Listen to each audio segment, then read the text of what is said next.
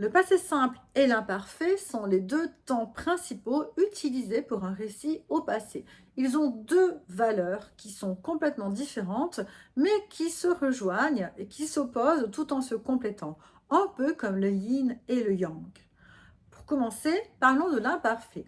L'imparfait n'est pas parfait. Et oui, on ne sait pas quand il commence, quand il s'arrête. Il est le contraire du parfait, qui lui est un temps latin utilisé à l'époque romaine, comme nous, on utilise aujourd'hui le passé simple.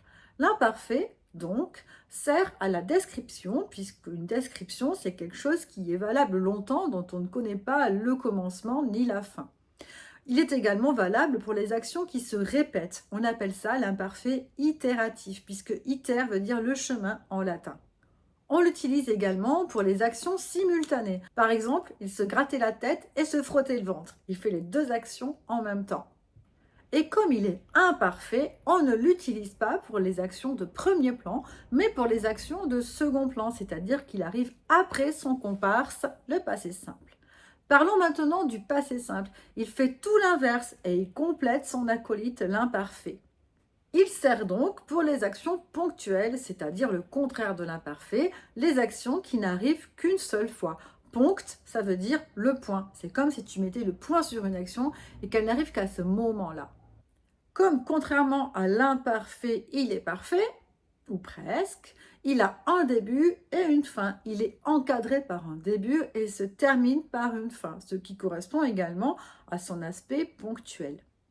Contrairement à l'imparfait qui décrit des actions simultanées, tu l'as compris, le passé simple fait le contraire, il décrit des actions successives, c'est-à-dire qui se passent les unes après les autres. Il se gratta la tête, puis se frotta le ventre. Il fait les deux actions l'une après l'autre et non pas en même temps comme avec l'imparfait de tout à l'heure.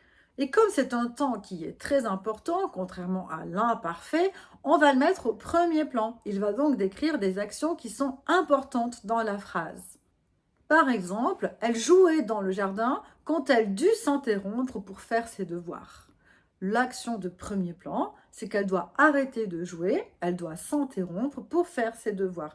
Donc tu vois bien que le passé simple a été utilisé pour dire ce qui était important et l'imparfait, ce qui était en second plan, ce que tu filmes en fait pour une description ou pour une action secondaire, alors que l'action de premier plan, celle qui fait que le héros fait vraiment une action importante, tu vas utiliser le passé simple.